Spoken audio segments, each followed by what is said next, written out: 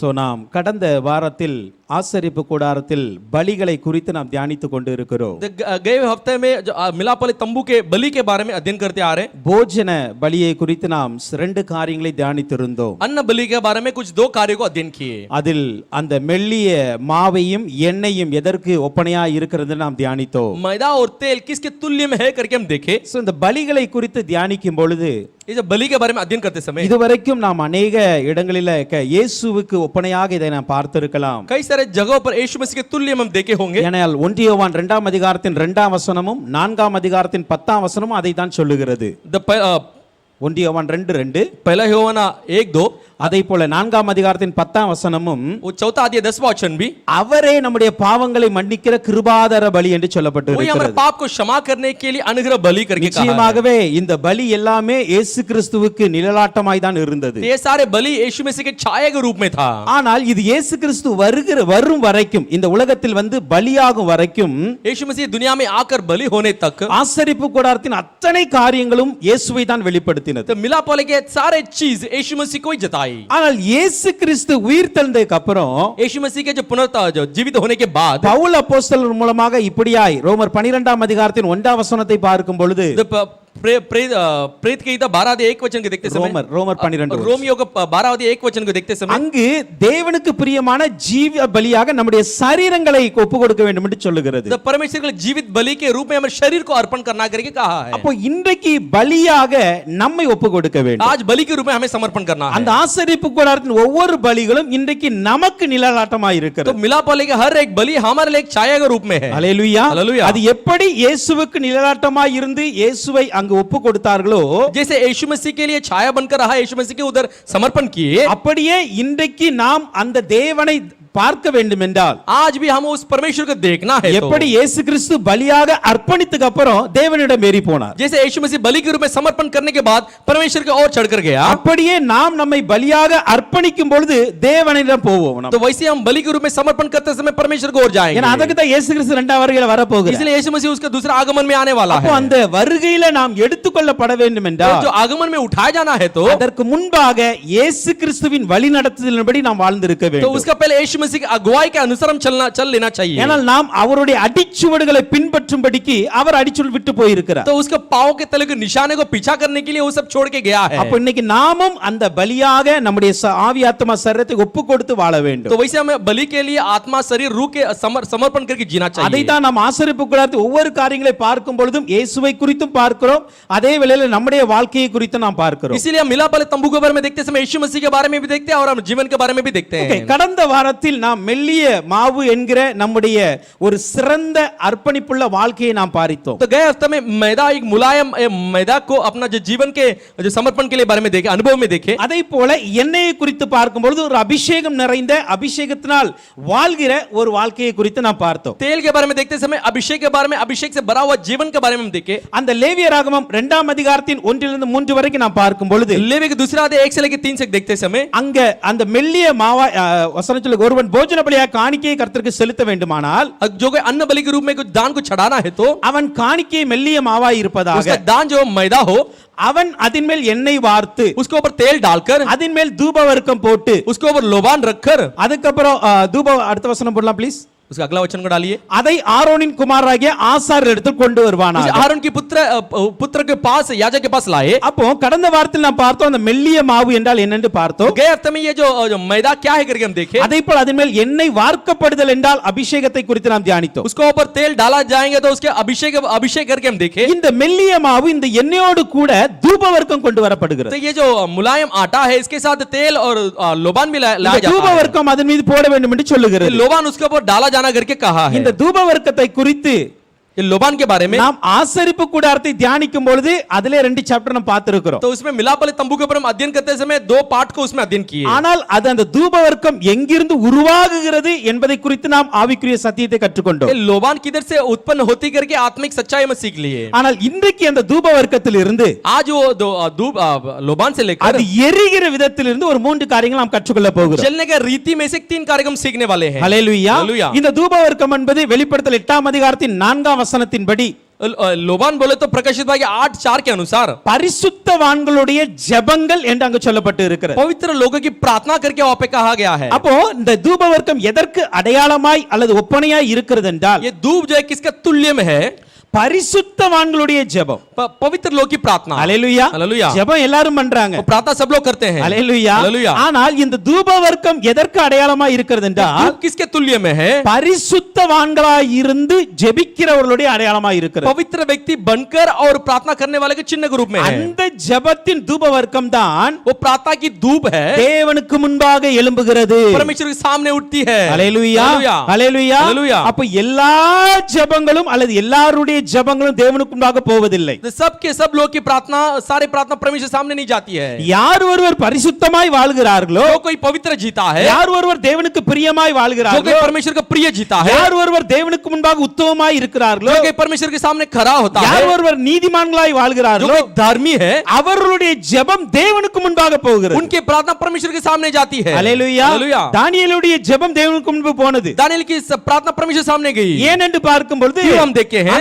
தானியேலே நீ எனக்கு பிரியமானவன், दानियेल तो मेरा प्रिय है, எனக்கு பிரியமாய் இருப்பதனால உன் ஜெபம் என்னை வந்து எட்டுகிறது. मैं तुम मेरे लिए प्रिय है, इसलिए मेरा तेरे प्रार्थना मेरे ओर आती है. அல்லேலூயா. हालेलुया. அப்ப நம்ம ஜெபித்தாலும் கூட हम प्रार्थना किए तो भी, நம்முடைய ஜெபம் பரலோகத்தை எட்டணும் அப்படினா, अगर हम प्रार्थना स्वर्ग में जाना है, அல்லது தேவனுக்கு முன்பாக போக வேண்டும் என்றால், अगर परमेश्वर के सामने जाना है, அந்த तो ஜெபத்திற்கு உள்ளாக தேவனுக்கு பிரியமான ஒரு வாழ்க்கை இருக்க வேண்டும். उसके प्रार्थना के अंदर परमेश्वर के प्रिय जीवन होना चाहिए. அல்லேலூயா. हालेलुया. அப்ப இந்த தூபவர்க்கம் என்பது பரிசுத்த ஜெப வாழ்க்கைக்கு அடையாளமா இருக்கிறது. ये धूप जो है एक प्रार्थना के जीवन का अनुभव का है. அவர்களுடைய வாழ்க்கை எப்படி இருக்க उनका வேண்டும்? जीवन कैसे होनी चाहिए? ஒரு மூன்று காரியங்களை நாம் சுருக்கமாய் தியானித்து அடுத்த லெவலுக்கு போக ये போகிறோம். 3 कार्य को सारांश में अध्ययन करके दूसरा भाग में जाएंगे. லேவியராகமம் 2 அதிகாரத்தின் 2 வசனத்தில் சொல்லப்பட்டு இருக்கிறது, लेवी के दूसरा अध्याय दूसरा वचन में कहा गया है, ஒரு கைப்பிடி நிறைய தூபவர்க்கம் एक मुट्ठी भर धूप को लेकर எல்லாவற்றோடும் எடுக்க வேண்டும். सबके साथ में निकालना है. எல்லாவற்றோடும் எடுக்க வேண்டும். सबके साथ निकालना चाहिए. லேவியராகமம் 6 அதிகாரத்தின் 15 வசனத்தை கூட பார்க்கும் பொழுது,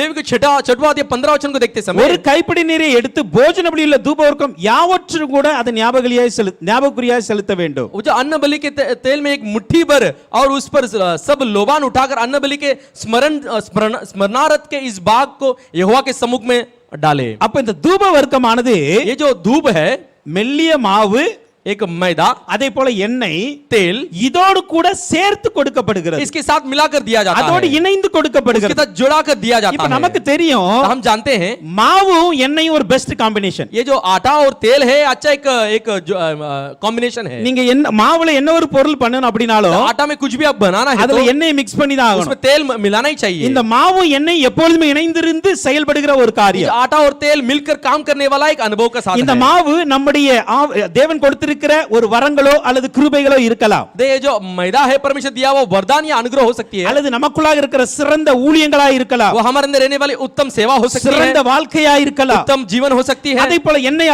அபிஷேகமா இருக்கலாம். तेल जो अभिषेक हो सकती है. இந்த ரெண்டும் எப்பொழுது இணைந்து இருக்கும். ये दोनों हर समय जुड़ी रहती है. அபிஷேகம் இருக்கும் பொழுது ஒரு சிறந்த ஊழியத்தை நாம் பண்ண முடியும். अभिषेक रहते समय एक उत्तम सेवा को हम कर सकते हैं. அபிஷேகம் இருக்கும் பொழுது ஒரு சிறந்த நற்பண்புள்ள வாழ்க்கையை வாழ முடியும். तो अभिषेक रहते समय अच्छा जीवन बिता सकते हैं. இந்த ரெண்டும் எப்பொழுது இணைந்திருக்கும். वो हर समय दोनों जुड़ा ही रहती ஆனா அதே है. வேளையில इसी समय में தூபவர்க்கம் ये जो धूप है அதனுடைய வேலையே வேறு, उसका जो काम अलग है, அது இதோடு இணையாது. इसके साथ नहीं मिलती. ஆனால் தூபவர்க்கம் பலிபீடத்திற்கு வரும் பொழுது ये जो धूप है वेदी पर आते समय இந்த மாவோடும் எண்ணெயோடும் இணைகிறது. ये आटा और तेल के साथ मिलती है. அல்லேலூயா. हालेलुया. அப்ப என்ன தெரியுமா, अभी क्या पता है, இந்த மாவிற்கும் எண்ணெய்க்கும் தூபவர்க்கும் சம்பந்தம் இல்லாததான். ये जो आटा तेल और धूप के कुछ संबंध नहीं है. அல்லேலூயா. हालेलुया. ஆனால் फिर भी தெய்வனுக்கு முன்பாக ஒரு பலியாய் வரும் பொழுது परमेश्वर के सामने बलि के रूप में आते समय இந்த தூபவர்க்கமானது மெல்லிய மாவோடும் எண்ணெயோடும் இணைகிறது. ये जो धूप है जो एक मुलायम मैदा और तेल के साथ जुड़ती है. அப்போ ஒரு பரிசுத்தவான்களுடைய ஜெப வாழ்க்கை வந்து எப்படி இருக்க வேண்டும் एक என்றால், पवित्र व्यक्ति की प्रार्थना जीवन कैसी होनी चाहिए, அது எப்பொழுதுமே இணைந்து வாழ்கிற வாழ்க்கையாய் वो हर இருக்கிறது. समय जुड़कर रहने वाले जीवन होना चाहिए. ஜெபிக்கிறவர்கள் எப்பொழுதும் இணைந்திருப்பார்கள். जो प्रार्थना करने वाले हर समय जुड़े हुए रहते हैं. அல்லேலூயா. हालेलुया. இன்னைக்கு நாமும் ஜெபிக்கிறோம். तो हम भी प्रार्थना करते हैं. ஆனால் தேவன் சொல்லுகிற சொல்லுகிற சில காரியத்தோடு நாம் இணைந்திருக்கிறோமா? The परमेश्वर जो कुछ कार्य कहता है उसके साथ जुड़े हुए हैं क्या? இன்னைக்கு அதை தான் நாம் தியானிக்க போகிறோம். उसको आज हम अध्ययन करने वाले हैं. பாருங்க, முதலாவது ஜெபிக்கிறவர்கள் யாரோடு तो இணைந்திருப்பார்கள்? पहला प्रार्थना करने वाले किसके साथ जुड़े रहते அல்லது हैं? எதோடு இணைந்திருப்பார்கள்? किसके साथ जुड़े रहते हैं? அப்போஸ்தலர் 10ஆம் அதிகாரத்தின் 9 லிருந்து 12 வரைக்கும் நாம் பார்க்கும் பொழுது नहीं तो किताब 9 अध्याय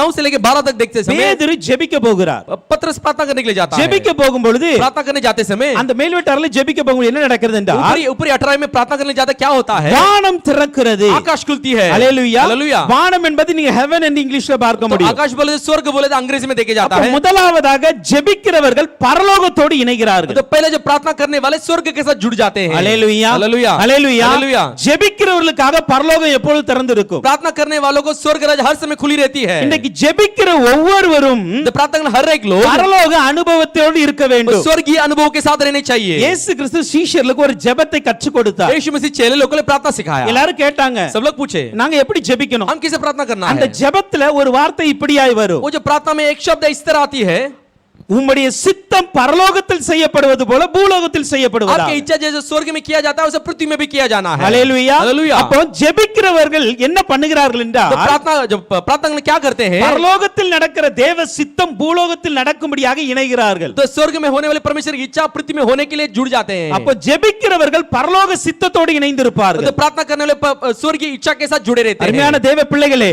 प्रिय परमेश्वर के இன்னைக்கு बच्चे, நாம் பரலோகத்தோடு இணைந்திருக்கிறோமா? क्या आज हम स्वर्ग से मिले जुड़े हुए हैं? நாம் ஜெபிக்கிற நேரத்தில் பரலோக தரிசனங்கள் கிடைக்கிறதா? आज प्रार्थना करते समय स्वर्गीय दर्शन मिलती है நாம் क्या? ஜெபிக்கிற நேரம் பரலோக தேவ சித்தம் வெளிப்படுகிறதா? आज हम प्रार्थना करते समय स्वर्गीय पिता की इच्छा पूरा होती है क्या? பரலோகத்தில் இருக்கிற மகிமையை நாம் பார்க்கிறோமா? स्वर्ग का महिमा को हम देखते हैं क्या? அல்லேலூயா. அல்லேலூயா. இதெல்லாம் ஒரு பரிசுத்தவானுடைய ஜெபத்தில் அடங்கி இருக்கிறது. ये सब एक पवित्र व्यक्ति की प्रार्थना में अंदर है. அப்ப நம்ம இந்த அனுபவத்துக்கு போகல அப்படினா ये जो अनुभव में नहीं गए तो ஜெபத்துல பிரச்சனை இல்ல, प्रार्थना में कुछ प्रॉब्लम नहीं है. ஜெபம் பண்ணுகிறவருடைய வாழ்க்கையில பிரச்சனை இருக்கு. तो प्रार्थना करने वाले एक जीवन में समस्या है. அல்லேலூயா. हालेलुया. நாம் ஜெபிக்கும் பொழுது ஒரு பரலோக இணைப்பு நமக்கு இருக்க வேண்டும். तो प्रार्थना करते समय स्वर्गीय एक जुड़ाई हमें चाहिए. அல்லேலூயா. हालेलुया. என்னுடைய ஜெபம் பரலோகத்தை எட்டுகிறது என்கிற ஒரு விசுவாசம் நமக்கு வர வேண்டும். हम मेरी प्रार्थना जाके स्वर्ग में पहुंचने के विश्वास हमारे अंदर होनी அல்லது चाहिए. அந்த ஃபீலிங், அந்த உணர்வாது வர वो வேண்டும். स्मरण हमारे अंदर तो आना चाहिए. இல்ல என்னுடைய ஜெபம் என் வீட்டுக்கு மேல கூட போக மாட்டுக்கு அப்படினா अगर मेरा प्रार्थना मेरे छप्पर के ऊपर, घर के छप्पर के ऊपर नहीं गई तो நம்முடைய வாழ்க்கையில எங்கேயோ பிரச்சனை இருக்குன்னு அர்த்தம். हमारे जीवन में कहां तो कुछ गड़बड़ है. So, முதலாவது ஜெபிக்கிறவர்கள் பரலோகத்தோடு இணைந்து இருக்கிறார்கள். पहले प्रार्थना करने वाले स्वर्ग के साथ मिले हुए हैं. அப்ப ஜெபிக்கிற ஒவ்வொரு பிள்ளைகளுக்கும் பரலோக சித்தம் வெளிப்படும். तो प्रार्थना करने हर एक बच्चे को स्वर्गीय इच्छा जो प्रकट होती है. இன்னைக்கு ஆண்டவர்ட்ட நம்ம கேட்கணும், आज हम परमेश्वर से पूछना அப்பா है, நானும் பரலோக சித்தத்தை அறியணும்ப்பா, मैं भी स्वर्गीय इच्छा को जानना है, பரலோக தரிசனங்களை பார்க்கணும், स्वर्गीय दर्शन को देखना है, என்னுடைய வாழ்க்கையை மாற்றுவீராக. मेरे जीवन को बदल दीजिए. அல்லேலூயா. हालेलुया. இரண்டாவதாக दूसरा, ஜெபிக்கிறவர்கள் எதை யாரோடு இணைகிறார்கள்? प्रार्थना करने वाले किसके साथ जुड़ जाते हैं? அப்போஸ்தலர் 7ஆம் அதிகாரத்தின் 55ஆம் வசனத்தை பார்க்கும் பொழுது प्रेरितों की किताब 7वां अध्याय 55वां वचन देखते समय ஸ்தேவான் பரிசுத்த ஆவியினாலே நிறைந்தவனாய், जो स्टीफनस पवित्र आत्मा में भरकर 755 பிரதர், சாரி 55, 7:55 ஆக்ட்ஸ் 7:55, அவன் பரிசுத்த ஆவியினாலே நிறைந்தவனாய் पवित्र आत्मा में परिपूर्ण होकर வானத்தை அண்ணாந்து பார்த்து स्वर्ग की ओर देखा, தேவனுடைய மகிமையையும் परमेश्वर की महिमा தேவனுடைய வலது பாரிசத்தில் இயேசுவானவர் நிற்கிறதையும் கண்டு. को और यीशु को परमेश्वर की दाहिने ओर खड़ा देखकर, இப்ப ஸ்தேவான் நடு ரோட்ல இருந்து ஜெபிக்கிறார். अब स्तेफन बीच सड़क में घुटने टेकर प्रार्थना முழங்கால் करता பற்றி है. நிற்கும் பொழுது घुटने टेकर खड़े होते समय முதலாவதாக பரிசுத்த ஆவி வருகிறது जब அங்கு. पहला पवित्र आत्मा वहां पर आती है, இரண்டாவது தேவனை பார்க்கிறார், दूसरा परमेश्वर को देखता है, தேவனுடைய மகிமையை பார்க்கிறார். परमेश्वर की महिमा को देखता है, மூன்றாவதாக அவர் பக்கத்துல இயேசு கிறிஸ்து நிற்கிறதை பார்க்கிறார். दूसरा उसके दाहिने ओर, तीसरा उसके दाहिने ओर यीशु मसीह खड़े होते देखा. ஜெபிக்கிறவர்கள் प्रार्थना करने वाले தேவனோடும் இணைந்திருப்பார்கள், परमेश्वर के साथ भी जुड़े रहते हैं, இயேசுவோடும் यीशु இணைந்திருக்கிறார்கள், मसीह के साथ भी जुड़े रहते பரிசுத்த हैं, ஆவியோடும் இணைந்திருக்கிறார்கள். पवित्र आत्मा के साथ भी जुड़े रहते हैं. அல்லேலூயா. हालेलुया. அல்லேலூயா. हालेलुया. ஜெபிக்கிறவர்களுக்கு தேவனுடைய மகிமை வெளிப்படும். तो प्रार्थना करने वाले को परमेश्वर महिमा प्रकट होगी. ஜெபிக்கிறவர்களுக்கு இயேசு கிறிஸ்து வெளிப்படுவார். तो प्रार्थना करने वाले यीशु मसीह प्रकट होगा. ஜெபிக்கிறவர்களுக்கு பரிசுத்த ஆவி நிறைவு வரும். तो प्रार्थना करने वाले को पवित्र आत्मा की परिपूर्णता आएगी. அல்லேலூயா. हालेलुया. அப்ப இரண்டாவதாக நாம் தேவனோடும் அவருடைய குமாரனோடும் அவருடைய ஆவியோடும் இணைகிறோம். दूसरा परमेश्वर के साथ, परमेश्वर के आत्मा के साथ, उसके पुत्र के साथ जुड़े जाते हैं. நான் ஜெபிக்கும் பொழுது தேவ மகிமையை பார்க்க முடியல. प्रार्थना करते समय परमेश्वर महिमा को मैं देख நான் नहीं पाया. ஜெபிக்கும் பொழுது இயேசு கிறிஸ்துவினுடைய தரிசனங்களை பார்க்க முடியல. प्रार्थना करते समय यीशु मसीह के दर्शन को नहीं देख पाया. அவருடைய கிருபையை உணர முடியல. उसके अनुग्रह का स्मरण नहीं அவருடைய किया. வல்லமையை பெற்றுக்கொள்ள முடியல. सामर्थ्य को पा नहीं पाया. நான் ஜெபிக்கும் பொழுது ஆவியின் நிறைவை பார்க்க முடியல. हम प्रार्थना करते हैं पवित्र आत्मा की परिपूर्णता को देख नहीं पाए. அப்படி என்றால் वैसा है तो நம்முடைய ஜெப வாழ்க்கையில ஏதோ குறை இருக்கிறது. हमारे प्रार्थना के जीवन में अनुभव में कुछ तो गड़बड़ है. ஏன்னா சரியான பரிசுத்தவான்கள் ஜெபிக்கும் பொழுது இந்த மூன்றையும் தரிசிப்பார்கள். सही पवित्र व्यक्ति प्रार्थना करते समय तीनों चीजों को दर्शन करते हैं. அவர்கள் முழங்கால் படியிடும் பொழுதே தேவ மகிமை கடந்து வரும். वो घुटने टेकते परमेश्वर की महिमा उतर कर आएगी. அவர்கள் ஜெபிக்க ஜெபிக்க ஆவியின் நிறைவு அங்க கடந்து வரும். वो प्रार्थना करते करते पवित्र आत्मा की परिपूर्णता उधर उतर कर आएगी. ஆவியின் நிறைவு வரும் பொழுது இயேசு கிறிஸ்துவை தரிசிப்பார்கள். आत्मा की परिपूर्णता उधर आते ही यीशु मसीह का दर्शन करेंगे. அப்போ தேவனோடு ஒரு இணைப்பு அங்க ஏற்படுகிறது. परमेश्वर के साथ एक जुड़े जाना वहां पे होती है. இந்த இணைப்பு இன்னைக்கு நமக்கு இருக்கிறதா? वो जुड़ना आज हमारे जीवन में है क्या? நாம் நம்மை ஆராய்ந்து பார்க்க வேண்டும். हमें परख कर देखना है. மூன்றாவதாக तीसरा, ஜெபிக்கிறவர்கள் எப்படி இருக்கிறார்கள்? प्रार्थना करने वाले कैसे हैं? அப்போஸ்தலர் 1ஆம் அதிகாரத்தின் 13-14 வசனத்தை பார்க்கும் பொழுது प्रेरितों की किताब 1, 13 और 14 में देखते समय அவர்கள் அங்கே மேல் வீட்டில் வந்து ஏறினார்கள். वहां पे 18 में आके केटे हुए. அங்க யாரெல்லாம் பேதுரு, யாக்கோபு, யோவான், वहां पे कौन कौन है? पतरस, याकूब, यूहन्ना. இப்படி எல்லாரும் சேர்ந்து ஒரு 120 பேர் கூடி இருக்கிறார்கள். इतने लोग मिलकर वहां पे 120 लोग इकट्ठे हुए. அவர்கள் என்ன பண்ணாங்கன்னா ஜெபத்திலும் வேண்டுதலிலும் தரித்திருந்தார் என்று சொல்லுகிறது. क्या प्रार्थना और विनती में वहां पे स्थिर हुए. இப்போ இங்க இருந்த பேதுரு, யாக்கோபு, யோவான் எல்லாரும் ஒரு ஊழியர்கள். यहाँ पे रहने वाले पतरस, याकूब, यूहन्ना सब सेवक हैं. அப்போஸ்தலர்கள். द प्रेरित हैं. ஆனா இந்த 120 பேர் எல்லாரும் ஊழியர்கள் கிடையாது. 120 लोग सब लोग सेवक नहीं है.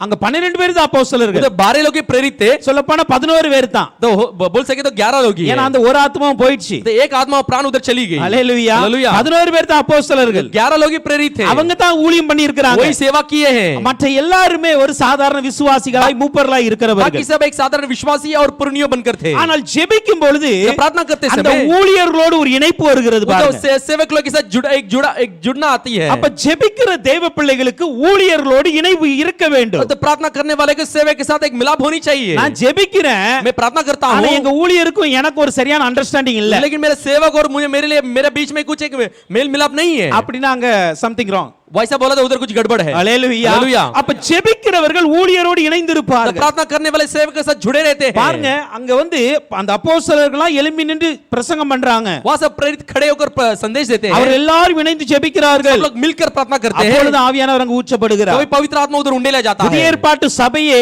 இணைவினால் உண்டான சபை. तो नया करार की कलीसिया जो है एक मेल मिलाप के कारण बनाया हुआ कलीसिया है. ஹalleluya. हालेलुया. பழைய ஏற்பாட்டு சபையை பார்க்கும் பொழுது पुराने करार की कलीसिया को देखते வசனம் समय இப்படியாய் சொல்லுகிறது. वचन इस तरह कहती है, அவர்களை எனக்காக பிரித்து விடுன்னு சொல்லி ஒரு கூட்டத்தை பிரித்து எடுத்தார். मेरे लिए उनको अलग कर करके एक झुंड को अलग किया. நாட்களை தியானித்தோம் அது. तो गए दिनों में जैसा अध्ययन பழைய किया. ஏற்பாட்டு சபை जो पुराने करार की ஒரு कलीसिया கூட்டத்தை பிரித்து எடுத்து உருவானது. एक झुंड को अलग करके वो बनाया गया है. புதிய ஏற்பாட்டு சபை नए ஒரு करार की கூட்டத்தை कलीसिया இணைச்சு உருவானது. एक झुंड को मिलाकर एक बनाया गया है. ஹalleluya. हालेलुया. அப்ப புதிய ஏற்பாட்டு சபையில ஊழியர்களோடு இணைவு இருக்க तो வேண்டும். नया करार की कलीसिया में सेवक लोग के साथ एक मिलाप அதான் होनी பவுல் चाहिए. அப்போஸ்தலன் இப்படி எழுதுவார். इसलिए प्रेरित पौलुस इस நாம் तरह लिखता है, இசைந்த ஆத்துமாக்களாய் में जुड़े हुए एक आत्मा बनकर. ஹalleluya. हालेलुया. நம்முடைய கணுக்காலு எலும்பு எல்லாம் இசைந்து இருக்க हमारे வேண்டும். सारे हड्डी नस सब मिलकर रहना चाहिए. ஹalleluya. हालेलुया. அப்போ ஒரு ஊழியரோடு நல்ல ஒரு ஐக்கியம் ஒரு இணைப்பு இருக்க एक வேண்டும். सेवक के साथ एक अच्छा मेल मिलाप होनी चाहिए. ஜெபிக்கிறவரோடு இருப்பாங்க. तो प्रार्थना करने वाले वैसे रहते हैं. ஹalleluya. हालेलुया. அதே போல பார்க்கும் பொழுது நான்காவது பார்க்கும் பொழுது चौथा हम देखते समय அப்போஸ்தலர் 4:31-32ல பார்க்கும் பொழுது प्रेरितों की किताब 4:31 और 32 में देखते समय அவர்கள் ஜெபம் பண்ணின பொழுது அவர்கள் கூடியிருந்த இடம் அசைந்தது. प्रार्थना करते समय जो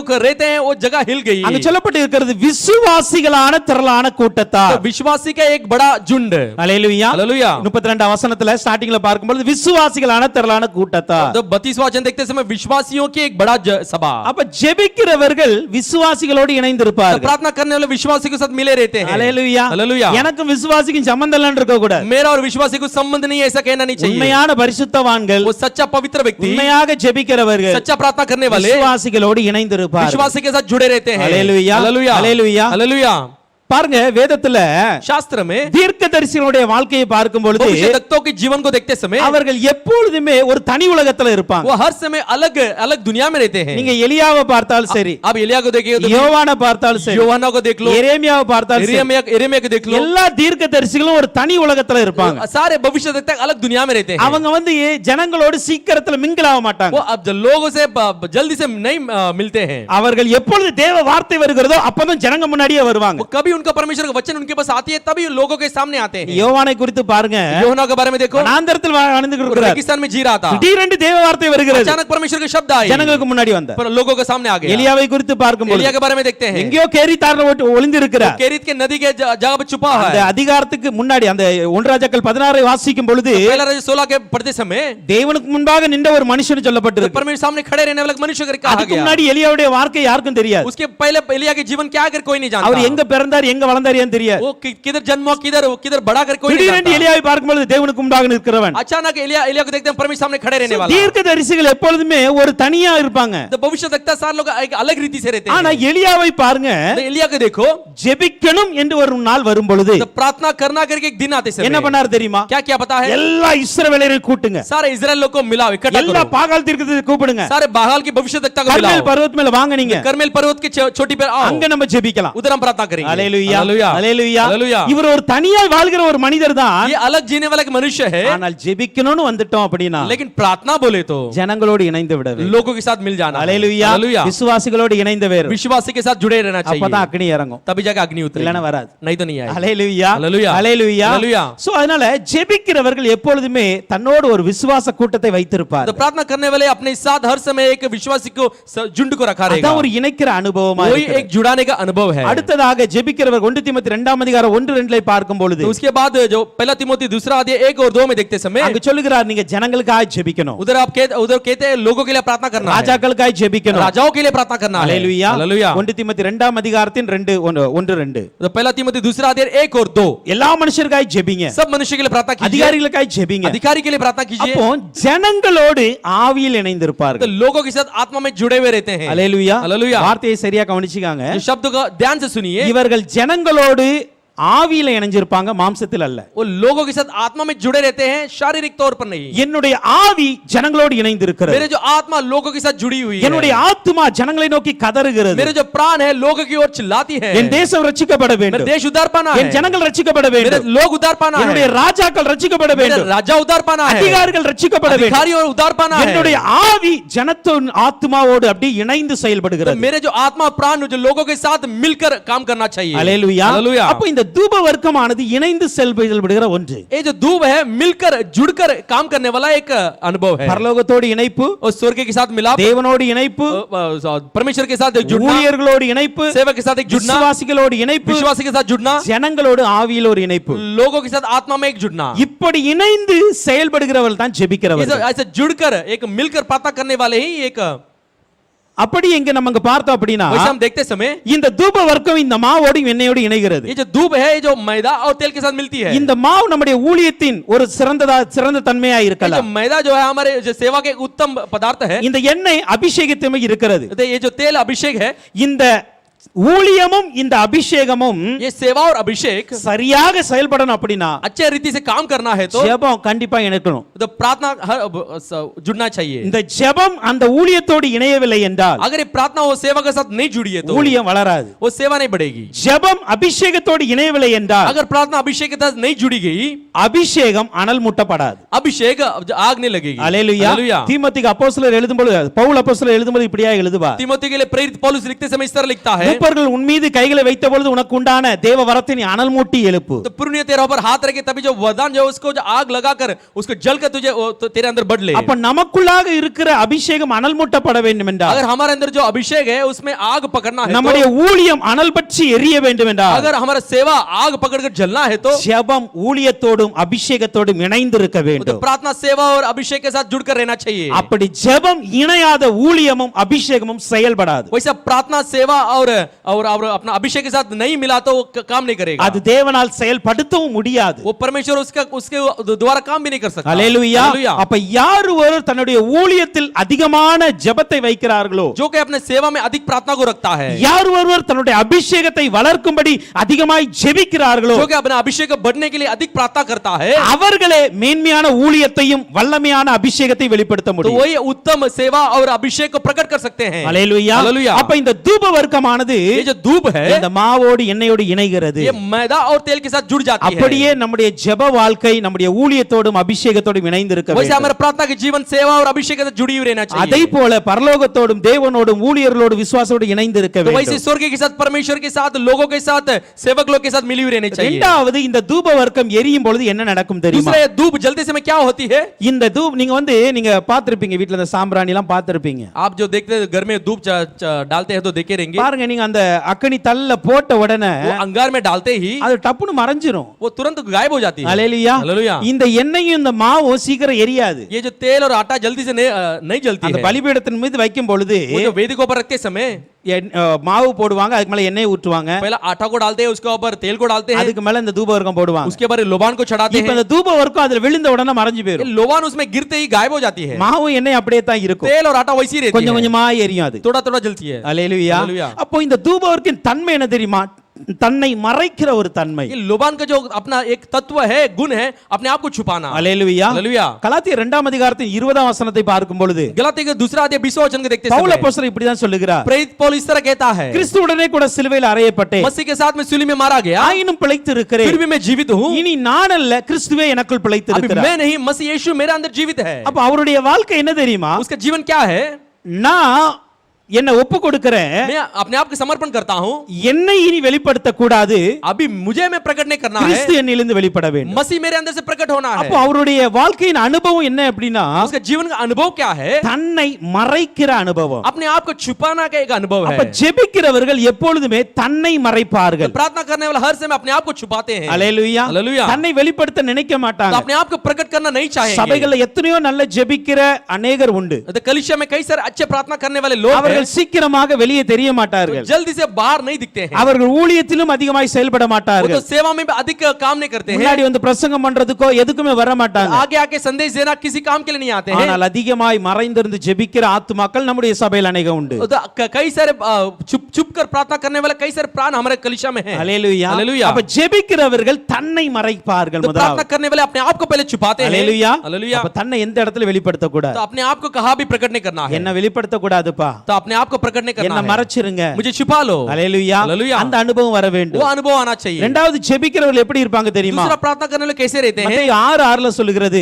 जो मत्ती को 6:6 में कहती है, நீயோ ஜெபம் பண்ணும் பொழுது तू प्रार्थना करते समय உன் அறை வீட்டிற்குள் பிரவேசித்து अपने कोठरी में जाकर உன் கதவை பூட்டி दरवाजा बंद कर அந்தரங்கத்தில் இருக்கிற உன் பிதாவை நோக்கி ஜெபம் பண்ணு. जो अंदर गुप्त में रहने वाले तेरे पिता की ओर प्रार्थना कर। அப்பொழுது அந்தரங்கத்தில் பார்க்கிற உன் பிதா வெளியரங்கமாய் உனக்கு பலன் और அளிப்பார். तब तेरा पिता जो गुप्त में देखता है तुझे प्रतिफल देगा। இங்கு சொல்லப்பட்டு இருக்கிறது, यहाँ पे कहा गया நீங்க है, ஜெபிக்கிறவங்க எப்படி तो ஜெபிக்கணும்? प्रार्थना करने वाले कैसे प्रार्थना करना है? அந்தரங்கத்தில் ஜெபிக்க तो வேண்டும். गुप्त में जाके प्रार्थना करना இரண்டாவது है। என்னது? ஜெபம் என்பது என்ன தெரியுமா? ஒரு செயல், நம்முடைய கிரியையில் ஒன்றது. देखा, प्रार्थना करना बोलता हमारे एक क्रिया में एक चीज है। இரண்டாவது ஜெபிக்கிறவர்கள் தன்னுடைய செயலை மறைப்பார்கள். तो दूसरा प्रार्थना करने वाले अपने क्रिया को छुपाते हैं। அல்லேலூயா. हालेलूया। அல்லேலூயா. हालेलूया। சிலவர்கள் தன்னுடைய செய்த செயலை எல்லாத்துக்கும் வெளிச்சம் போட்டு तो காட்டுவாங்க. कुछ लोग अपने करने वाले क्रिया को सारे लोग को दिखाते हैं। அல்லேலூயா. हालेलूया। நான் இவ்வளவு பெரிய ஊழியம் मैं செஞ்சிட்டேன், इतना बड़ा सेवा कर நான் दिया, இவ்வளவு मैं ஜெபிச்சிட்டேன், इतना प्रार्थना நான் किया, இவ்வளவு அற்புதம் मैं செஞ்சிட்டேன். इतना चमत्कार किया। இதெல்லாம் வந்து பார்த்தோம் அப்படின்னா தன்னுடைய செயலை வெளிப்படுத்தி ये காட்டுகிறவர்கள். सब अपने क्रिया को प्रकटीकरण करना है। ஆண்டவர் சொல்றாரு, यहाँ पे परमेश्वर कहता है, உன்னுடைய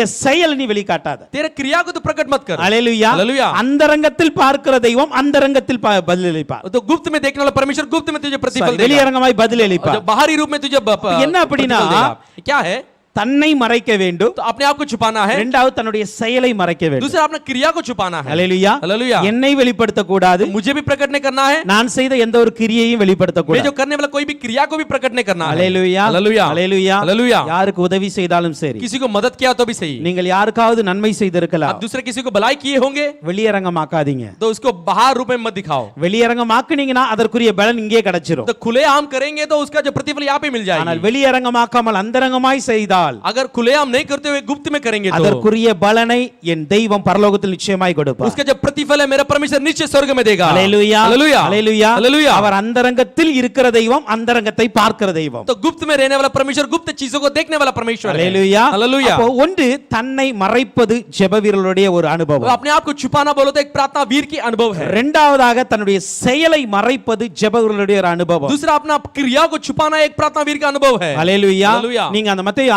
ஆறாம் அதிகாரத்தை பாத்தீங்க அப்படின்னா मत्ती को छठवां वचन में देखते समय அந்த ரூம் என்கிறத கிரேக் மீன்ஸ் ஆன்சியன்ட் கிரேக் என்கிற வேர்ட் சொல்லுகிறது कोठरी बोला तो जो पुराने यूनानी भाषा में क्या कहती है அங்க சொல்லப்படுனா ஒரு ஸ்டோர் ரூம் அப்படினா ட்ரெஷர் ஒரு பொக்கிஷம் வைக்கிற ஸ்டோர் ரூம் एक खजाना का एक कोठरी करके कहा है ஹalleluya நீங்க ரூம்ல அடைச்சு ஜெபம் பண்ணீங்கன்னா आप प्रार्थना में छुप कर प्रार्थना करेंगे तो அந்த ரூம் நமக்கு வந்து ஒரு பொக்கிஷம் இருக்கிற ஒரு ஸ்டோர் ரூமா இருக்கும் वो जो कमरा है हमारे लिए एक खजाना रहने वाला एक कोठरी रहेगी அங்க இருந்து ஆண்டவர் நமக்கு கொடுப்பார் उधर से परमेश्वर हमें देगा ஹalleluya அந்த அந்தரங்கத்தில் ஜெபிப்பது ஏன் என்றால் गुप्त में प्रार्थना करना क्यों है நான் மனுஷனை பார்த்து ஜெபிக்கவில்லை தேவனை பார்த்து ஜெபிக்கிறேன் என்பதின் அடையாளம் ये मनुष्य को देख के नहीं परमेश्वर को देख के प्रार्थना करने का एक चिन्ह है ஓகே மூன்றாவதாக எதை மறைக்கிறார்கள் என்று तीसरा हम பார்த்தோம் किसको छुपाते हैं யோவான் 7 அதிகாரத்தின் 18 வசனத்தை பார்க்கும் பொழுது यूहन्ना का 7:18 वचन को देखते समय சுயமாய் பேசுகிறவன் தன் சுய மகிமையை தேடுகிறான் तो अपने आप के लिए जो बात करने वाला अपने आप को बड़ाई करता है தன்னை அனுப்பிறவன் மகிமையை தேடுகிறவனோ உண்மையுள்ளவனாய் இருக்கிறான் अपने भेजा गया के महिमा को ढूंढने वाले अपने भेजा के महिमा को प्रकट करता है மூன்றாவது ஜெபிக்கிறவர்கள் எதை மறைக்கிறார்கள் தெரியுமா तीसरा प्रार्थना करने वाले किसको छुपाते हैं தன் சுய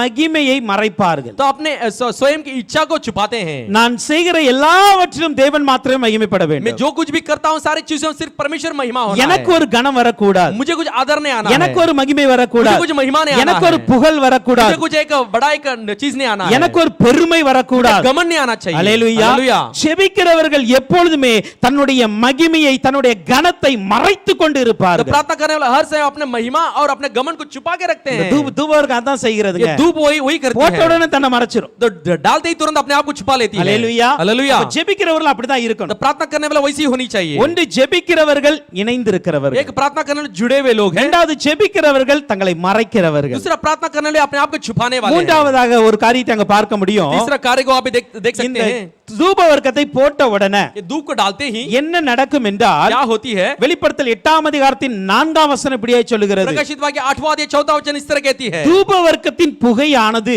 ये जो धूप की जो धुआं है தூதனுடைய கையிலிருந்து தேவனுக்கு முன்பாக எழும்பிற்று स्वर्ग दूत हाथ से परमेश्वर के सामने पहुंच गया இது பார்க்கும் பொழுது இந்த புகையை மேலே எழுப்புகிற தன்மையுடையது ये जो धुआं को ऊपर उठाने वाले एक तत्व है எரியும் பொழுது இது தன்னை இணைக்கிறது तो जो जलते समय अपने आप को जुड़ाती है எரியும் பொழுது தன்னை மறைக்கிறது जलते समय अपने आप को छुपाती है எரியும் பொழுது புகையை மேலே எழுப்புகிறது जलते समय धुआं को ऊपर उठाती है அப்படி என்றால் वैसा है तो கர்த்தருக்கு கொடுக்கிற மகிமை கனத்தை நாம் தேவனுக்கு கொடுக்க तो வேண்டும் परमेश्वर देने वाला महिमा आदर को हम परमेश्वर को देना चाहिए ஜெபிக்கிறவர்கள் எப்பொழுதும் தேவனுக்கு மகிமை கொடுப்பாங்க तो प्रार्थना करने वाले हर समय परमेश्वर को महिमा देते हैं எப்பொழுது கர்த்தரை ஸ்தோத்திரித்துக் கொண்டு हर समय இருப்பாங்க परमेश्वर स्तुति करते हैं ஒன்று நாளாகமம் 29 அதிகாரத்து 11 வசனம் இப்படியாய் சொல்லுகிறது पहला इतिहास 29वां अध्याय 11 वचन इस तरह कहती है கர்த்தாவே परमेश्वर மாட்சிமையும் வல்லமையும் மகிமையும் ஜெயமும் மகத்துவமும் உம்முடையவைகள் जो परमेश्वर आपके महिमा सामर्थ और महिमा विजय सब कुछ आपका है அல்லேலூயா हालेलुया இது எல்லாமே உமக்கு தான்ப்பா ये सारी चीज आपका है எங்களுக்கு எதுவுமே கிடையாது हमारे लिए कुछ नहीं है அல்லேலூயா हालेलुया தேவரீர் எல்லாருக்கும் தலையாய் உயர்ந்து இருக்கிறீர் तो प्रभु தலைவராய்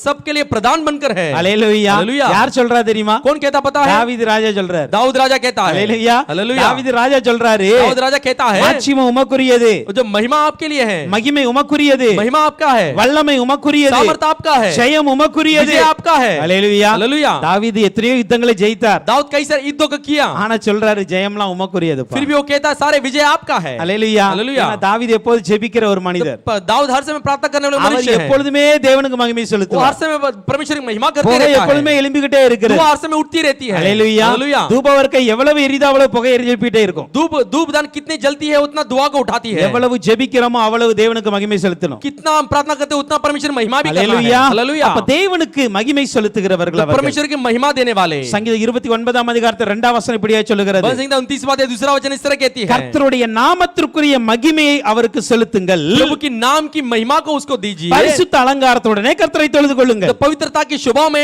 होकर यहोवा की दंडवत அல்லேலூயா करो हालेलुया பரிசுத்த அலங்காரத்துடனே கர்த்தரை தொழுது கொள்ள வேண்டும் என்றால் तो पवित्र शोभा में के साथ परमेश्वर दंडवत करना है முதலாவது செய்ய வேண்டியது அவருடைய நாமத்திற்குரிய மகிமையை तो செலுத்தணும் पहला वो करने वाला चीज है हमारे उसके नाम की महिमा करना அவருடைய நாமத்திற்குரிய மகிமையை செலுத்தாமல் उसकी नाम की महिमा को नहीं देते हुए நீங்கள் ஒரு பரிசுத்தமான அலங்காரமான ஆராதனை செய்ய முடியாது. आप कोई पवित्रता या शोभामय आराधना नहीं कर सकते हैं. முதலாவது அவருக்குரிய மகிமையை செலுத்துங்க. पहला उसकी महिमा को उसको அவருடைய दीजिए. நாமத்திற்குரிய மகிமையை उसके செலுத்தணும். नाम की महिमा को देना है. ஹalleluya. हालेलुया. அவருடைய நாமம் வானத்திலும் பூமியிலும் மேலான நாமமாய் இருக்கிறது. उसका जो नाम है आकाश और पृथ्वी में बड़ा नाम है. ஹalleluya. हालेलुया. அந்த நாமத்தை உயர்த்தணுங்க. उस नाम की ऊंचाई करना है. ஹalleluya. हालेलुया. ஜெபிக்கிறவருடைய நாமத்தை உயர்த்தி கொண்டே இருப்பாங்க. प्रार्थना करने वाले उसके नाम की ऊंचाई करते ही रहेंगे. தன்னுடைய நாமத்தை அல்ல, अपने नाम नहीं, தன்னுடைய பெயரை அல்ல, अपने नाम नहीं, என் இயேசுவின் பெயரை உயர்த்தி கொண்டே இருப்பார்கள். यीशु की नाम की ऊंचाई करते ही रहेंगे. அவர்கள் தான் ஜெபிக்கிறவர்கள். वही प्रार्थना करने वाले हैं. ஹalleluya. हालेलुया. சங்கீதம் 50ஆம் அதிகாரத்தின் 23ஆம் வசனம் சொல்லுகிறது, संगीत 50-23 इस तरह कहती है, ஸ்தோத்திர பலியிடுகிறவன் என்னை மகிமைப்படுத்துகிறான். स्तुति बलि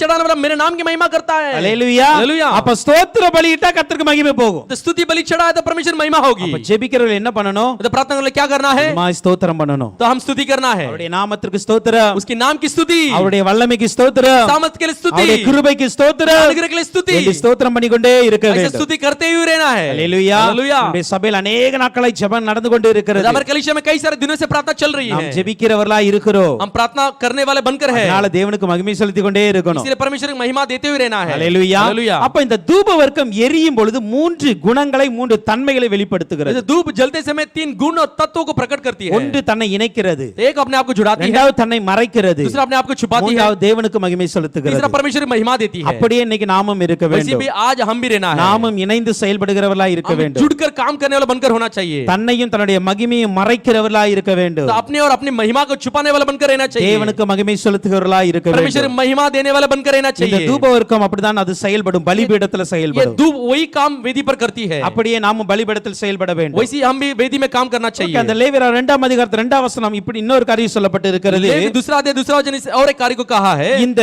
மாவு எண்ணெய் என்பதை ஒரு கைப்பிடி நிறைய எடுக்க வேண்டும். मैदा और तेल है एक मुट्ठी भर लेना है. ஹalleluya. हालेलुया. இந்த ஒரு கைப்பிடி எடுக்க வேண்டும் பாருங்க. एक मुट्ठी भर लेना है. மாவு நிறைய கொண்டு வாங்க, आटा ज्यादा लेके आते எண்ணெய் हैं, நிறைய கொண்டு வாங்க, तेल भी ज्यादा लेके आएंगे, தூபவர்க்கம் நிறைய கொண்டு दूध வாங்க. भी ज्यादा लेके आते हैं. ஆனா இந்த மாவுக்கும் எண்ணெய்க்கும் ஒரு கைப்பிடி அளவு கொடுக்கப்பட்டு ये जो இருக்கிறது. आटा और मैदा और तेल के लिए एक मुट्ठी भर के एक माप दिया गया है. ஹalleluya. हालेलुया. இந்த ஒரு கைப்பிடி அளவை एक मुट्ठी भर की जो நாம் माप है, வேதத்தில் சில வசனங்களை பார்க்கும் பொழுது ये जो शास्त्र में कुछ वचनों को देखते समय நமக்கு என்ன உணர்த்துகிறது என்றால், हमें क्या स्मरण दिलाती है? தேவனுடைய வல்லமையின் அளவு அது. परमेश्वर के सामर्थ्य की माप है. அதை இப்படி சொல்லலாம், நிறைவாக்கும் தேவனுடைய வல்லமையா हम इस இருக்கிறது. तरह कह सकते हैं परमेश्वर परिपूर्णता देने वाले परमेश्वर की सामर्थ्य. நான் வேதத்தில் ஒரு சில வசனங்களை நான் சுட்டிக்காட்ட விரும்புகிறேன். मैं शास्त्र में कुछ वचनों को आपको बताना चाहता हूं. யாத்ராகமம் 9ஆம் அதிகாரத்தின் 8 to 11 வரைக்கும் நாம் பார்க்கும் பொழுது निर्गमन 9 अध्याय 8 से लेकर 11 तक पढ़ते समय கர்த்தர் மோசேயும் ஆரோனையும் பார்த்து சொல்கிறார், परमेश्वर मूसा और आरोन को देख के कहता है, நீங்க ஒரு கைப்பிடி, யாத்ராகமம் 9ஆம் அதிகாரம் 8ஆம் வசனம் போடுங்க ப்ளீஸ். निर्गमन 9 अध्याय 8वां वचन, கர்த்தர் மோசேயும் ஆரோனையும் நோக்கி, यहोवा ने मूसा और आरोन को देखकर உங்கள் கைப்பிடி நிறைய சூளையின் சாம்பலை அள்ளிக் கொள்ளுங்கள். आप दोनों की मुट्ठी भरकर एक बट्टी के राख उठा लो. அதை பார்வோனுக்கு முன்பாக, அவனுடைய கண்களுக்கு முன்பாக வானத்துக்கு நேராக இறையுங்க. तो फिर उनके सामने आंखों के सामने उसको आकाश की ओर उड़ाइए. என்ன நடக்கும் தெரியுமா? क्या होगा पता है? தேசம் முழுவதும் தூசியாகி விடும். सारे देश में धूल भर जाएगी. ஹalleluya. हालेलुया. இவங்க எடுத்த சாம்பல் எவ்வளவு தெரியுமா? ये जो उठाए हुआ जो राख कितना है? ஒரு கைப்பிடி தான். एक मुट्ठी भर है. ஆனா ஆண்டவர் சொல்றாரு, परमेश्वर कहता அதை है, எடுத்து நீ அவன் பார்வோனுக்கு முன்பாக வீசு. वो फिर उनके सामने उठा के फेंक. அது தேசம் முழுவதும் தூசியாகும். वो सारे देश में धूल भर जाएगी. இதன் மூலம் நடந்த காரியம் என்ன தெரியுமா? इसके द्वारा क्या कार्य हुआ? 11ஆம் வசனத்தை பார்க்கும் பொழுது 11 वचन को देखते समय எகிப்தியருடைய மந்திரவாதிகள் சொல்றாங்க, मिस्र के जादूगर कहते हैं, மோசேக்கு முன்பாக நிற்க முடியாது. मूसा के सामने खड़े नहीं रह सकते. ஹalleluya. हालेलुया. எகிப்தியருடைய மந்திரவாதிகள் சொல்லிட்டாங்க, மோசேக்கு முன்பாக நிற்க முடியாது. मिस्र के जादूगर कह चुके हैं कि मूसा के सामने खड़े नहीं रह सकते. ஹalleluya. हालेलुया. அப்போ நம்முடைய சத்துருவை நமக்கு முன்பாக நிற்க செய்யணும் அப்படினா हमारे शत्रु का हमें सामने खड़ा करना है तो ஒரு கைப்பிடி சாம்பல் போதுங்க. एक मुट्ठी भर की राख काफी है. ஒரு கைப்பிடி போதும் ஆண்டவருக்கு. एक मुट्ठी भर काफी है परमेश्वर के लिए. ஹalleluya. हालेलुया. அவருடைய அபிஷேகம் ஒரு கைப்பிடி உங்க வாழ்க்கையில இருந்தா, तो उसका अभिषेक एक मुट्ठी भर की उसका आपके जीवन में हो तो, அவருடைய வல்லமை ஒரு கைப்பிடி நம்முடைய வாழ்க்கையில இருந்தா, अगर आप उसकी सामर्थ्य एक मुट्ठी भर हमारे जीवन में हो तो சத்துரு நமக்கு முன்பாக நிற்க முடியாது. शत्रु हमारे सामने खड़े नहीं रह सकता. நம்முடைய வாழ்க்கையில நிறைவான வல்லமையை வெளிப்படுத்துவார் हमारे அவர். जीवन में परिपूर्ण सामर्थ्य प्रकट होगी. ஹalleluya. हालेलुया. கைப்பிடி அளவு உங்களுக்கு எனக்கும் கொஞ்சமா இருக்கலாம். तो अब मुट्ठी भर की जो माप है आप और हमारे लिए छोटा हो सकती है. என் தேவனுக்கு அதில் நிறைவான வல்லமையை வெளிப்படுத்த முடியும். मेरा परमेश्वर इसमें सामर्थ्य भर प्रकट हो सकता எகிப்து है. தேசத்துல இருந்த ஒரு மந்திரவாதி கூட மோசேக்கு முன்னாடி நிற்க முடியாது. मिस्र के एक भी जादूगर मूसा के सामने खड़े नहीं रह இந்த सकता. தேசத்துல எத்தனை மந்திரவாதிகள் எழும்பினாலும், देश में कितना भी जादूगर उठने दो, எத்தனை சத்துருக்கள் எழும்பினாலும், शत्रु उठने दो, எத்தனை அதிகாரிகள் எழும்பினாலும், अधिकारी उठने दो, எத்தனை வல்லமைகள் எழும்பினாலும், सामर्थ्य उठने दो, அத்தனையும் முறியடிக்கிற வல்லமை இந்த கைப்பிடியில் அடங்கி இருக்கிறது. उस सारे सामर्थ्य को तोड़ने लाके मुट्ठी भर की जो राख में है, இந்த அபிஷேகத்தில் அடங்கி इस இருக்கிறது. अभिषेक में छिपा हुआ है. தேவ பிள்ளைகளே, परमेश्वर के बच्चे, உங்களிடத்தில் இருக்கிற கொஞ்சம் போதும் என் தேவனுடைய வல்லமை அதிகமாய் आपके வெளிப்படுத்துவதற்கு. अंदर जो है कुछ कम काफी है परमेश्वर के बहुत प्रकट होने के लिए. அல்லேலூயா, அல்லேலூயா. ஒரு கைப்பிடி சாம்பல் போதுங்க. एक मुट्ठी भर की राख काफी है. இன்னைக்கு அந்த தேவனுடைய வல்லமை நம்முடைய வாழ்க்கையில வெளிப்பட उस வேண்டும். परमेश्वर का सामर्थ्य हमारे जीवन में प्रकट होना है. அதே போல நீங்க பாருங்க, वैसे आप देखो, நீதிமொழிகள் 30ஆம் அதிகாரம் 4ஆம் வசனத்தை பார்க்கும் பொழுது वचन 3 अध्याय 4 वचन देखते வசனம் समय சொல்லுகிறது, शास्त्र कहती है, வானத்திற்கு ஏறி இறங்கினவர் யார்? जो स्वर्ग में उतर कर और नीचे उतरा कौन है? காற்றை தமது கைப்பிடிகளில் அடக்கினவர் யார்? तो वायु को अपने मुट्ठी में छुपाने वाला कौन है? காற்றை தம்முடைய கைப்பிடியில் அடக்கி இருக்கிறார். तो वायु को अपने मुट्ठी में छुपा किया है. அந்த காற்று தான் वही वायु இன்னைக்கு இந்த உலகத்தில் இருக்கிற அத்தனை ஜீவங்களுக்கு சுவாசம் கொடுக்கிறது. दुनिया के सारे प्राणियों के लिए एक जीवन देती है. அல்லேலூயா, हालेलुया, அல்லேலூயா. हालेलुया. அவரிடத்தில் இருக்கிற அந்த ஒரு கைப்பிடி காற்று போதும். उसका पास रहने वाले मुट्ठी भर की एक वायु काफी है. இந்த உலகத்தில் இருக்கிற அத்தனை கோடி ஜனங்களுக்கும் சுவாசத்தை கொடுப்பதற்கு. इस दुनिया के सारे सैकड़ों करोड़ों लोगों के लिए जीवन देने के लिए. அல்லேலூயா, हालेलुया, அல்லேலூயா. हालेलुया. இத்தனையோடு இவ்வளவு சின்ன காத்த வச்சிட்டே इतना छोटा हवा को रखकर கர்த்தர் இத்தனை ஜனங்களை இன்னைக்கு வாழ வச்சிருக்கிறார் என்றால், प्रभु इतना लोगों को अपने रखा है बोले तो உங்களையும் என்னை வாழ வைக்க மாட்டாரா? मुझे मेरे आपको नहीं जीवित रख सकता है. அல்லேலூயா, हालेलुया. உண்மையாய் ஜெபிங்க. सच्चाई से प्रार्थना कीजिए. ஆக்சிஜன் குறைவு வராது. तो वायु की कमी नहीं आएगी. அல்லேலூயா. हालेलुया. எல்லா ஆக்சிஜனும் தம்முடைய கரத்துல அவர் வச்சிருக்கிறார். वो सारे प्राण वायु को अपने हाथों पे रखा है. அல்லேலூயா. हालेलुया. அப்போ அவருடைய எல்லா ஜீவன்களுக்கும் சுவாசத்தை நிறைவாய் கொடுக்கிற வல்லமை वो அது. सारे प्राणियों को श्वास को पूरी तरह से देने वाला परमेश्वर है. ஒன்று ராஜாக்கள் 17:12 பாருங்க, तो पहला राजा 17:12 में देखो, எலியா அந்த விதவை வீட்டுக்கு போகிறார். एलिया उस विधवा के घर में அந்த जाता है. விதவை வீட்டை கேக்குறா, वो विधवा से पूछता है, கொஞ்சம் ஒரு அடைய கொடு. मुझे एक रोटी बना. அந்த விதவை சொல்லுகிறார், विधवा कहती है, பானையில் ஒரு பிடி மாவும் கலயத்தில் கொஞ்சம் எண்ணெய் இருக்கு. उधर कलश में एक मुट्ठी भर की जो आटा है और मटके में तेल है. ஒரு பிடி மாவு தான் இருக்கு. एक मुट्ठी भर की जो आटा है. எலியா என்ன சொன்னார் தெரியுமா? एलिया ने क्या कहा पता சரி, है? ஓகே, நீ ரெடி பண்ணு. ठीक है, तू तैयार कर. இந்த வறட்சி முடியிற வரைக்கும், ये जो अकाल कम होने இந்த तक, பஞ்சகாலம் முடியிற வரைக்கும் ये अकाल कम होने உன் வீட்ல तक குறை வராது. तेरे घर में कमी नहीं आएगी. அல்லேலூயா, हालेलुया, அல்லேலூயா. हालेलुया. ஒரு பிடி மாவு போதுங்க. मुट्ठी भर के आटा काफी है. நம்முடைய வாழ்க்கையில அத்தனை குறைவுகளையும் நிறைவாக்கும் வல்லமை அது. हमारे जीवन में हर गतियों को पूरा करने वाला सामर्थ्य है. அல்லேலூயா. हालेलुया. அந்த ஒரு பிடி மாவை எண்ணெயை தான் ஆண்டு இந்த பலிபீடத்துல வைக்க சொல்றார். एक मुट्ठी भर की जो आटा और तेल को ही परमेश्वर कहता है वेदी में रखने के लिए. அதே போல 1 ராஜாக்கள் 18:44 வசனத்தை பார்க்கும் वही பொழுது, पहला राजा 18:44 में देखते समय எலியா ஜெபம் பண்ணிட்டு தன்னுடைய வேலைக்காரனை அனுப்புகிறார். एलिया प्रार्थना करके अपने सेवक को बुलाता है. எப்ப அங்க என்னவா தெரியுதா? उधर कुछ दिखती है क्या? அந்த அந்த வேலைக்காரன் வந்து சொல்றாரு, वो सेवक आके कहता है, ஆமா தெரியுது, हाँ दिखती है. கொஞ்சம் என்னன்னா ஒரு உள்ளங்கை மேகம் மாத்திரம் தெரிகிறது. एक एक एक मुट्ठी भर की जो बादल दिखती है. 1844 44 ஒரு உள்ளங்கை மேகம் மாத்திரம் தெரியுது. एक मुट्ठी भर की एक बादल दिखती है. இந்த உள்ளங்கை மேகனா என்ன தெரியுமா? ये जो हाथ के जो बादल बोलते क्या है? அத பிடிச்சா ஒரு கைப்பிடி ஆயிரும், उसको அவ்வளவுதான். पकड़ेंगे तो एक मुट्ठी भर हो जाएगी. ஹalleluya, हालेलुया. இவ்வளவு தான் மேகம் எழும்பி வருது. इतना ही बादल उठकर आती है. எலியா சொல்றாரு, एलिया कहता है பெருமழை வர போகுது, एक बड़ा बारिश आने होने वाली है. பெருமழை வர போகுது. बड़ा बारिश होने वाली அந்த है. ஒரு கைப்பிடியில கர்த்தர் பாருங்க என்னெல்லாம் செய்கிறார். एक मुट्ठी भर में कितना परमेश्वर करता है. அவருடைய देखो வல்லமை எப்படி வெளிப்படுகிறது उसका பாருங்க. सामर्थ्य कैसे प्रकट होती है. देखो சத்துருவை நிற்க முடியாமல் செய்கிறது. वो शत्रु को सामने खड़ा नहीं करती है.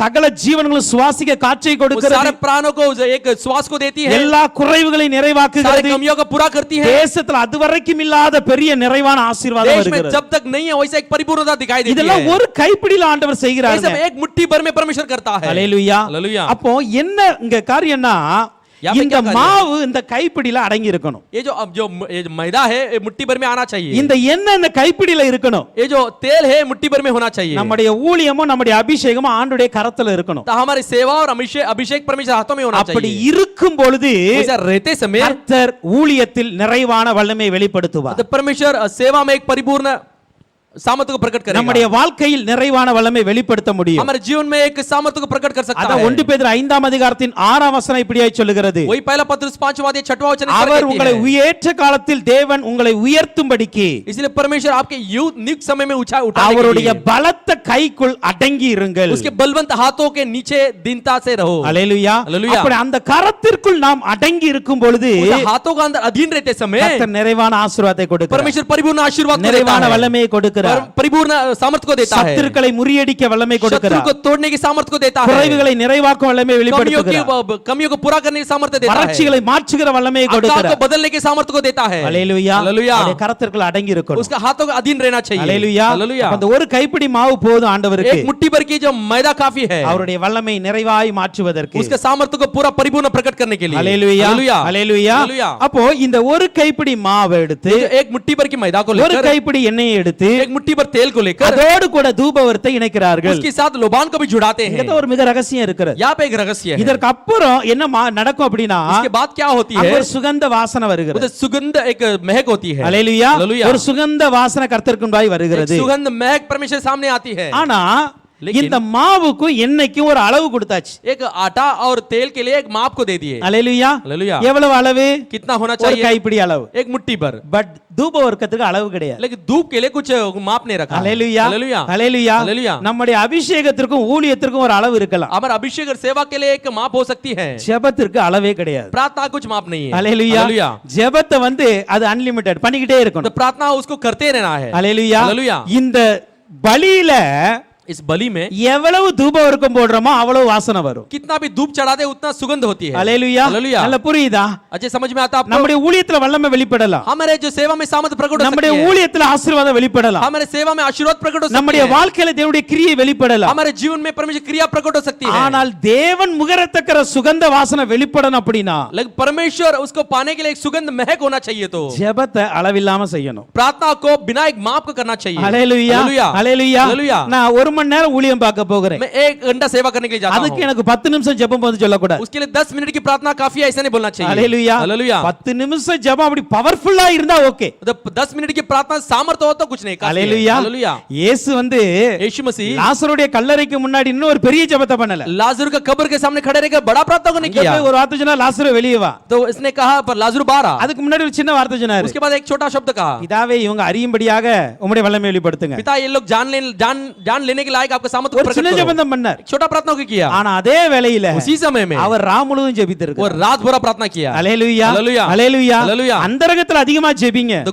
गुप्त में अधिक प्रार्थना कीजिए, வெளிய வந்து கொஞ்சம் ஜெபம் பண்ணாலும் வல்லமை तो வெளிப்பட்டுரும். खुलेआम में आके थोड़ा प्रार्थना किया तो भी सामर्थ्य சில प्रकट பேர் होगी। அந்தரங்கத்துல ஜெபமே இருக்காது. कुछ लोग की गुप्त में प्रार्थना ही வெளிய வந்து नहीं நீங்க है, 1 மணி நேரம் ஜெபிச்சாலும் ஒண்ணும் இருக்காது. तो बाहर आके 1 घंटा प्रार्थना किया तो कुछ नहीं होगी। அல்லேலூயா. हालेलुया। அல்லேலூயா. हालेलुया। ஓகே, இங்கு தூபவர்த்திற்கு அளவு கிடையாது. ठीक है, यहाँ पे धूप के लिए कुछ माप नहीं दिया அப்ப है। ஜெபம் அளவில்லாமல் இருக்க ये வேண்டும். प्रार्थना जो है बिना माप की होनी चाहिए, அப்பொழுதுதான் ஒரு கைப்பிடி மாவு ஒரு கைப்பிடி எண்ணெய் சுகந்த வாசனையை கொண்டு வரும். तभी जाके एक मुट्ठी भर की जो मैदा और तेल एक सुगंध महक को ला सकती है। அல்லேலூயா. हालेलुया। அல்லேலूயா. हालेलुया। என்ன அர்த்தம் தெரியுமா? किसके क्या अर्थ पता है? ஊழியம் சின்னதா இருந்தாலும் வாசனை இருக்கணும். देखो सेवा छोटा हो तो भी महक होना चाहिए, அபிஷேகம் பெற்றவர்கள் சின்னதா இருந்தாலும் வாசனை வீசணும். तो अभिषेक छोटा हो तो भी महक होना चाहिए। அது எங்க நடக்கும் அப்படினா वो किधर होती है? ஜெபம் இணைய வேண்டும். प्रार्थना जुड़ना चाहिए, இரண்டாவது ஆண்டவருடைய கைக்குள்ள அடங்கி இருக்க வேண்டும். दूसरा परमेश्वर का हाथों के अधीन होना चाहिए। அல்லேலூயா. हालेलुया। ஓகே, இது சுகந்த வாசனை கொடுக்கிறது. ये सुखदायक सुगंध को देती है। 2 கொரிந்தியர் 2ஆம் அதிகாரத்தின் 14 இலிருந்து 16 வரைக்கும் வாசிக்கும் பொழுது दूसरा अध्याय 14 से 16 तक पढ़ते समय கிறிஸ்துவுக்குள் எங்களை எப்பொழுது வெற்றி சிறக்க பண்ணி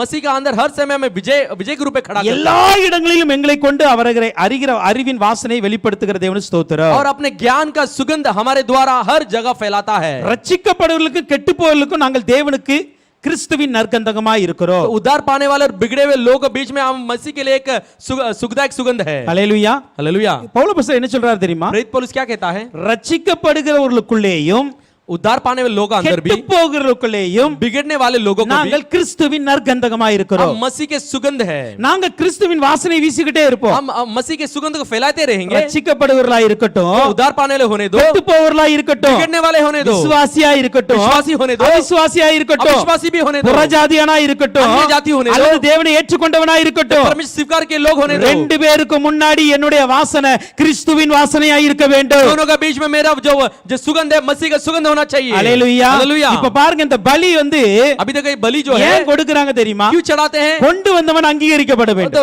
जो लाया वो अंगीकार पाना கொண்டு चाहिए, வந்து அங்கீகரிக்கப்படணும். लाया वो अंगीकार पाना இப்ப அவன் चाहिए। எப்படி வந்திருக்கிறான்னு தெரியாது. वो कैसे आए करके नहीं जानते हैं। உண்மையான உள்ளத்தோடு கொண்டு வந்தானா सच्चा मन के साथ लाया क्या, இல்ல வீட்ல கம்பல் பண்ணி கொண்டு வந்தானா तो घर தெரியாது. का जबरदस्ती में लाया पता नहीं। சில பிள்ளைகள் அப்படிதான் வருவாங்க कुछ बच्चे ஆலயத்துக்கு, वैसे ही आते हैं भवन में, அப்பா அம்மா டார்ச்சர்ல ஆராதனைக்கு माता வர்றாங்க, पिता के टॉर्चर में भवन में आना है, எப்படி வந்தாங்கன்னு தெரியாது. कैसे आए पता नहीं। ஆனா இந்த தூபவர்க்கத்தை போடும் பொழுது ये धूप को डालते ही அவன் எப்படி இருந்தாலும் वो कुछ जैसा था, இது வாசனை கொடுத்துக்கிட்டே இருக்கும். ये जो सुगंध देती रहती है। அல்லேலூயா. हालेलुया। இந்த தூபவர்க்கத்திற்கு வந்து ये धूप को जो है, இந்த பலியை வாசனையாக்க வேண்டும், அவ்வளவுதான். ये जो बलि को सुगंध करना बस उतना ही। அது கெட்டு போறவனா இருக்கட்டும், ரட்சிக்கப்படுகிறவனா இருக்கட்டும், बिगड़ने वाले होने दे, उद्धार पाने वाले होने दो, அப்படிதான் இன்னைக்கு நாம இருக்க வேண்டும். वैसे हम भी होना चाहिए। ஒரு காரியத்தை நல்லா புரிந்து एक கொள்ளுங்க, कार्य को अच्छे समझ लेना, இந்த மாவும் எண்ணெயும் வாசனை கொடுக்காது. ये जो मैदा और तेल सुगंध नहीं देती है, எவ்வளவு எரிஞ்சாலும் வாசனை வராது. इतना भी जला तो भी सुगंध नहीं இந்த देती है। தூபவர்க்கம் வாசனை ये கொடுக்கும். जो धूप जो है सुगंध देती ஆனா है। இந்த மாவும் எண்ணெயும் வாசனை உள்ளதாய் மாற வேண்டும் என்றால் ये जो आटा जो मैदा और तेल सुगंध बनना है, तो இந்த தூபவர்க்கம் அதை மாற்றுகிறது. ये जो धूप है उसे बदलती है। அல்லேலூயா. हालेलुया। அப்படிதான் இன்னைக்கு நம்முடைய வாழ்க்கை वैसे இருக்கணும். अभी हमारा जीवन आज होना யாருக்கு चाहिए। முன்பாக நம்ம நிற்கும் என்பது பெரிய அல்ல, किसके सामने खड़े वो बड़ी बात नहीं है, யாருக்கு வாசனையா இருக்கிறோம் என்பது முக்கியம். किसके लिए सुगंध बनकर है वही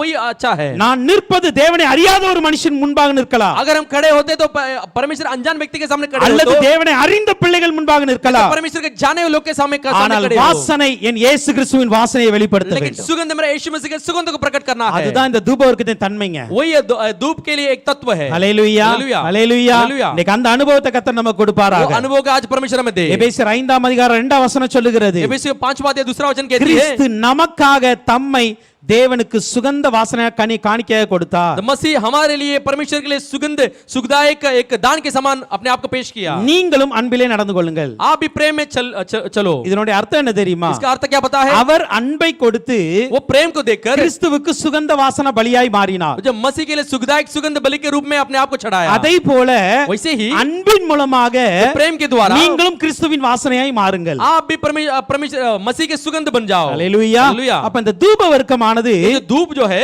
எப்படிப்பட்டதா இருக்கிறது? कैसा है?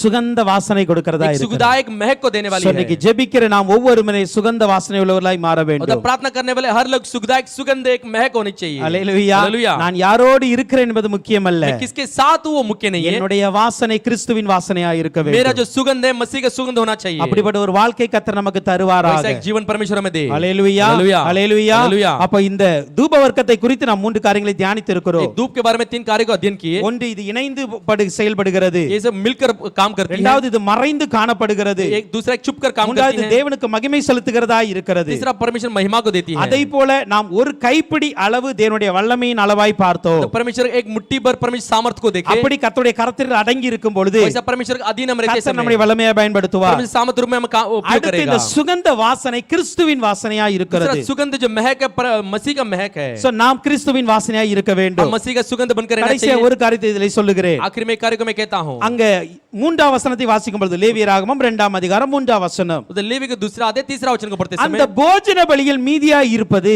वो जो अन्न बलि में जो बचा है ஆரோனையும் அவன் குமாரரையும் சேரும். हारून और उसका पुत्र को होगा। அல்லேலூயா. हालेलुया।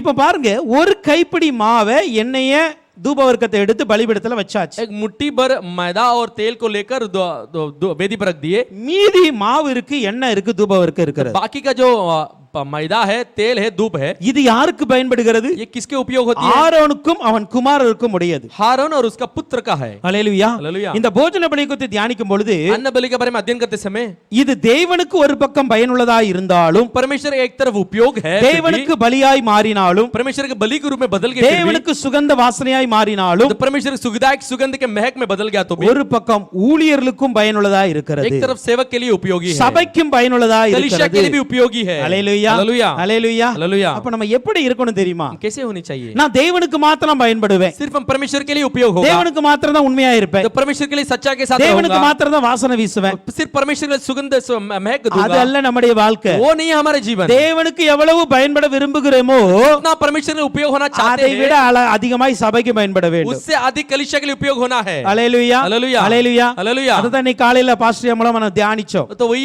इसी को चीजों को सुबह पासवान जी को द्वारा हम अध्ययन किए। எபேசியர் 4ஆம் அதிகாரத்தின் 12 13 வசனத்தை பார்க்கும் பொழுது एफेसियर 4 अध्याय 12 और 13 वचन को देखते समय பரிசுத்தவான்கள் சீர் பொருந்து பொருட்டும் जो पवित्र लोग सिद्ध हो जाए, சபையானது பக்தி விருத்தி वो அடைவதற்காகவும் जो सेवक जो कलीसिया भक्ति भाव में बढ़ने के लिए கர்த்தர் 5 வித ஊழியங்களை சபையில் கொடுத்திருக்கிறார். जब परमेश्वर 5 तरह की सेवा को कलीसिया के लिए दिया है। ஹalleluya. हालेलुया। நான் தீர்க்கதரிசி, मैं एक भविष्य देखता हूं, தேவனுக்கு மாத்திரம் பயன்படுவேன். सिर्फ परमेश्वर का उपयोग होगा அப்படி கிடையாது. नहीं। தீர்க்கதரிசியாய் இருந்தால் अगर भविष्य देखता हो तो தேவனுக்காய் பயன்படுவது ஒரு பக்கம் இருந்தாலும் परमेश्वर का उपयोग होना एक तरफ हो, சபையின் பக்தி விருத்திக்காக பயன்பட வேண்டும். कलीसिया के लिए भक्ति में बढ़ोतरी के लिए एक நீங்கள் तरफ उपयोग होना है। சுவிசேஷர்களாய் இருந்தால் और सुसमाचार का தேவனுக்கு हो, ஒரு பக்கம் தேசத்தில் பயன்படுகிறீர்கள், तो परमेश्वर एक तरफ देश के लिए उपयोग होते हो, தேசத்துல ஒரு பக்கம் நீங்க சுவிசேஷம் அறிவிக்கிறீர்கள், देश में एक तरफ सुसमाचार को फैलाते हो, நல்ல காரியம்தான். अच्छा कार्य है। ஆனால் அதே வேளையில் उसी समय में சபையில் உங்கள் பங்கு என்ன? तो कलीसिया में आपका भाग क्या है? ஊழியர்களுக்கு உங்களுடைய பங்கு என்ன? सेवक के लिए आपके भाग क्या है? அவர்கள் உங்கள் மூலம் என்ன பயனடைகிறார்கள்? वो आपके द्वारा क्या क्या लाभ पाते हैं? எந்த ஊழியமா இருக்கட்டும், कोई भी सेवा होने दो, எவ்வளவு பெரிய ஊழியர்களா कितना बड़ी இருக்கட்டும், सेवक होने दो, நீங்கள் தேவனுக்கு எப்படினாலும் பயன்படலாம். आप परमेश्वर का कैसा भी उपयोग हो सकते அதே हैं। வேளையில் उसी ஏதோ समय ஒரு சபைக்கும் ஊழியர்களுக்கும் நீங்கள் பயன்பட வேண்டும். कहीं ना कलीसिया के लिए सेवक के लिए अधीन रहना है। இந்த போஜன பலி அதுதான் கற்றுக் கொடுக்கிறது. ये जो अन्न बलि वही सिखाती है। மாவு எண்ணெய் தூபவர்க்கு ஒரு பக்கம், தேவனுக்கு சுகந்த வாசனை वो கொடுக்கிறது. जो मैदा तेल और लोबान एक तरफ परमेश्वर सुगंध फैलाती ஆனால் है, ஒரு பக்கம் ஊழியர்களையும் அவன் குமாரருக்கும் பயனுள்ளதாய் மாறுகிறது. एक तरफ सेवक और उसका पुत्र के लिए भी उपयोग होती है। ஊழியர்களுக்கு சபைக்கு பயனுள்ளதாய் மாறுகிறது. सेवक कलीसिया के लिए उनके लिए उपयोग होती है। So, இன்னைக்கு நாமும் அப்படி மாற तो வேண்டும். हम भी वैसे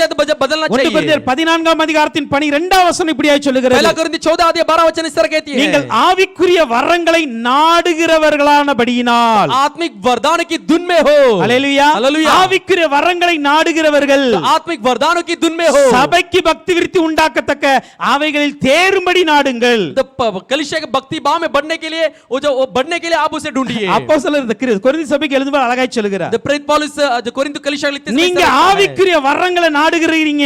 तो आत्मिक वरदानों को आप धुन में होते हो। அப்பா எனக்கு பிசாசை துரத்து வரந்தாங்க, ये शैतान दुष्टन भगाने के सामर्थ दो, எனக்கு வியாதிகளை சுமாக்குற வரந்தாங்க, बीमार को चंगा देने का सामर्थ दो, எனக்கு நல்ல பிரசங்கம் பண்ற வரந்தாங்க, मुझे अच्छा संदेश देने का एक वरदान दो, எனக்கு நல்ல ஸ்டடி எடுக்கிற வரந்தாங்க. मुझे अच्छा स्टडी पाठ लेने के लिए एक वरदान दो। ஆவிக்குரிய வரங்களை நாடுகிறோம்.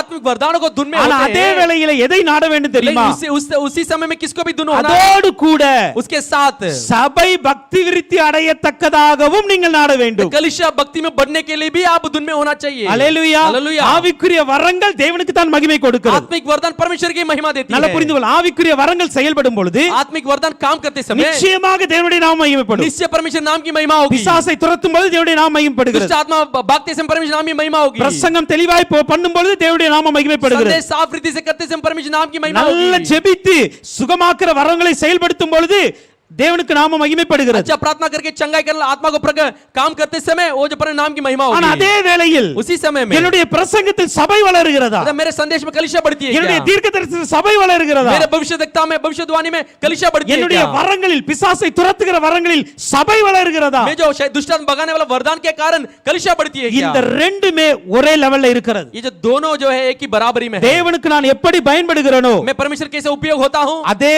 மாதிரி நான் சபைக்கும் பயன்பட वैसे ही வேண்டும். बराबरी में कलीसिया के लिए भी उपयोग होना है, ஊழியர்களுக்கும் பயன்பட வேண்டும். सेवक के लिए भी उपयोग होना है। அல்லேலூயா. हालेलुया। அல்லேலூயா. हालेलुया। இதை நன்றாய் கற்றுக்கொள்ள வேண்டும் தேவ इसको பிள்ளைகளே. अच्छा सीख लेना चाहिए। அல்லேலூயா. हालेलुया। எனக்கு வரம் கிடைத்து விட்டது என்று சொல்லி मुझे वरदान मिल गई बोलकर தேவனை மாத்திரம் நான் நம்பி ஓடிடக்கூடாது. अगर सिर्फ परमेश्वर के भरोसे में भागना करके नहीं भागना है, அவருக்கு மாத்திரம் தான் நீ வாழ போறேன்னு எங்கேயும் ஓடிடக்கூடாது. उसके लिए सिर्फ जीने वाला करके नहीं भागना இது चाहिए। எல்லாமே சபையோடு இணைந்து இருக்கிறது. ये सब कलीसिया के साथ मिली हुई है। அல்லேலூயா. हालेलुया। அல்லேலூயா. हालेलुया। அப்போ இந்த மெல்லிய மாவின் போஜன பலியை குறித்து நாம் தியானித்து இருக்கிறோம். ये मुलायम मैदे के अन्न बलि के बारे में हम देखे। கடந்த வாரத்தில் மெல்லிய மாவும் எண்ணெய் குறித்து தியானித்தோம்.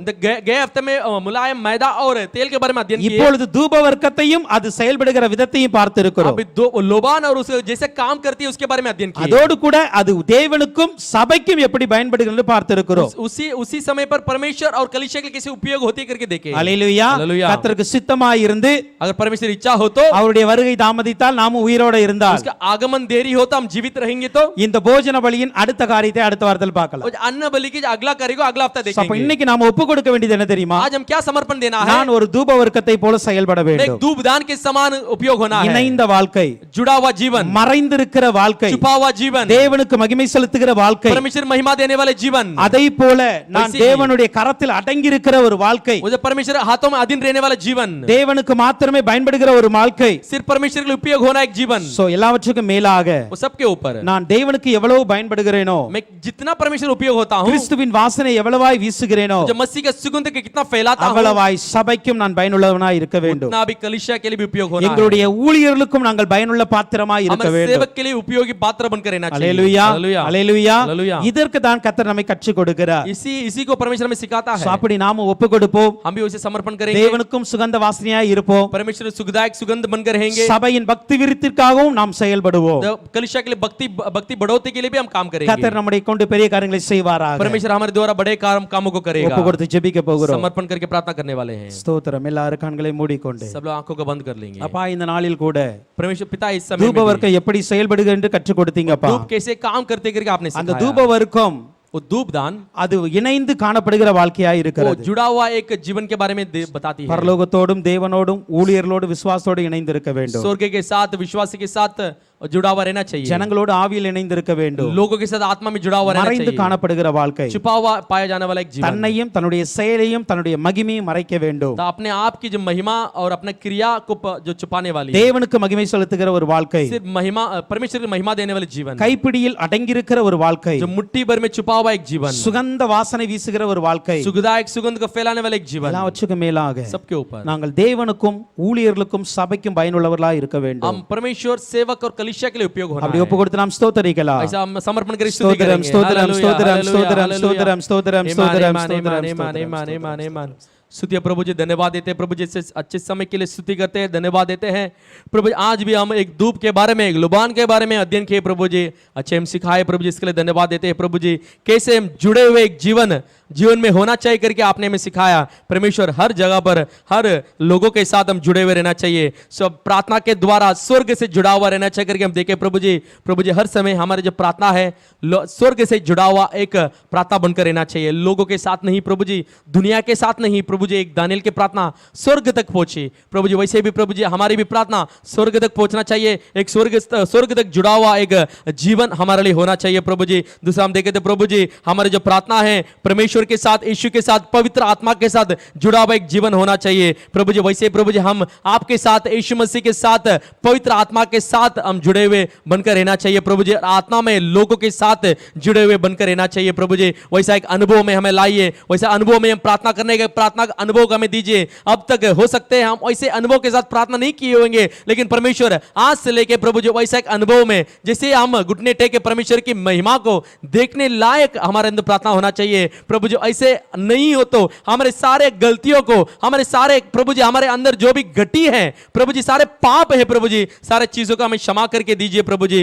जब प्रार्थना जो करते हैं सेवक लोग के साथ जुड़े हुए रहना चाहिए परमेश्वर. हम हमारे कलीसिया के सेवक लोग के साथ जुड़े हुए रहना चाहिए. जो भी प्रार्थना करते हैं वो घुटने टेके प्रार्थना करते समय हमारा भी आत्मा, हमारे जो प्राण जो है उनके अंदर साथ में मिलकर एक मन होकर उनके साथ प्रार्थना करने के लिए हम मांगते हैं. उनका अंदर जो बोझ है प्रभु जी वो हमारे अंदर भी आने के लिए मांगते हैं प्रभु जी. वो हम भी वो बोझ को बांट लेने लायक विश्वासी बनकर हम प्रार्थना करना चाहिए प्रभु जी. हमारे पासवान घुटने टेकर वो जो हर समय प्रार्थना करते हैं वही बोझ हमारे अंदर भी दीजिए प्रभु जी. वैसे बोझ एक प्रार्थना, एक जुड़े हुए एक मिलाप की जो सेवक के साथ मेल मिलाप की एक आत्मा हमारे अंदर होना चाहिए प्रभु जी. चौथा हम देखते हैं प्रभु जी विश्वासियों के साथ मिलकर जुड़कर प्रार्थना करने वाले बनकर होना चाहिए. एक साथ मिलकर प्रार्थना करना है. हम ऐसा नहीं कि मैं अकेला करूंगा, ऐसा नहीं प्रभु जी. सारे विश्वासियों के साथ एक मन होकर हम प्रार्थना करना चाहिए. एक दूसरे को आत्मा में प्रभु जी संभालने के लिए, सहायता देने के लिए, बोझ में उनके साथ सहारा देने के लिए प्रभु जी हमें बदल दीजिए प्रभु जी.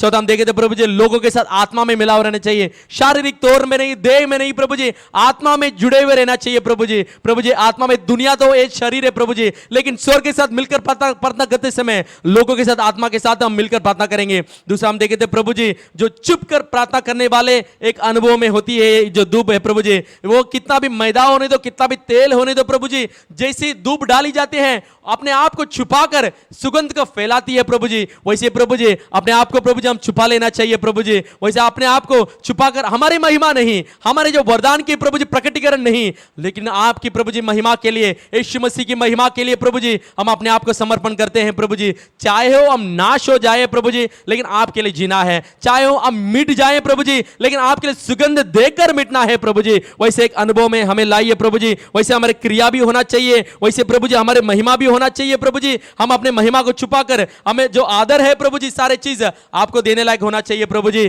चौथा हम देखे थे प्रभु जी परमेश्वर की जो महिमा देते हैं, जो महिमा के जीवन हम देते हैं वैसा हम होना चाहिए प्रभु जी। और प्रभु जी जो मुट्ठी भर की माप हमें दिए थे प्रभु जी, मुट्ठी भर आपकी सामर्थ को प्रकट करती है। आपके सामर्थ को प्रकट करना, आपके सामर्थ को हिसाब को प्रकट करना मुट्ठी भर काफी है प्रभु जी। जैसे फिरौन के सामने एक मुट्ठी भर धूल को उठाकर मूसा ने प्रभु जी उनका उसके आंखें के सामने धूल को झटकाया प्रभु जी। प्रभु जी सारे देश में धूल फैल गई। परमेश्वर आपके जो सामर्थ को प्रकट करना एक मुट्ठी भर काफी है प्रभु जी। एक मुट्ठी भर बादल काफी है भारी बरसात को प्रकट करना प्रभु जी। मुट्ठी भर आटा काफी है पूरे अकाल में हमें पोषण करने लायक आपके सामर्थ को प्रकट करना प्रभु जी। वैसे प्रभु जी एक परिपूर्णता हमारे भी जीवन में मुट्ठी भर के जो है प्रभु जी आपके सामर्थ्य हमारे जीवन में एक परिपूर्ण आशीर्वाद अभिषेक सेवा का बढ़ोतरी लाए प्रभु जी। आपके हाथों पे हम समर्पण करते हैं। आखिर में देखे थे प्रभु जी सुगंध एक फैलाने लायक हम होना चाहिए। आपकी महक को चाहे हम शरीर में हो चाहे हम किसी दुनिया में हो, लेकिन किसी का बीच में हो, विश्वासी के बीच में होने दो अविश्वासी के बीच में होने दो,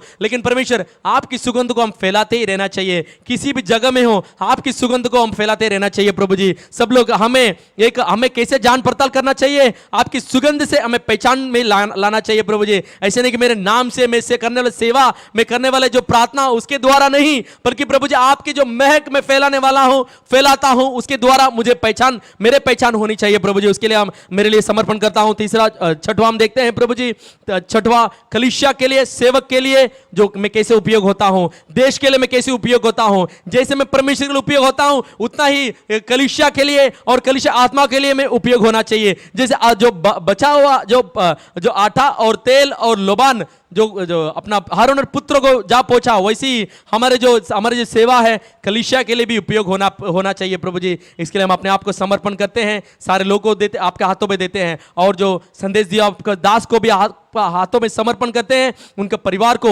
उनको प्रभु जी और सेवा में और उन्नति पाने के लिए और उपयोग करने के लिए मांग लेते प्रभु जी। और भी चलाइए उनके द्वारा, और भी हमसे कई सारे प्रकटीकरणों को प्रकट कीजिए। अपने आप को समर्पण करते हैं यीशु मसीह के नाम से मांगते पिता, आमीन।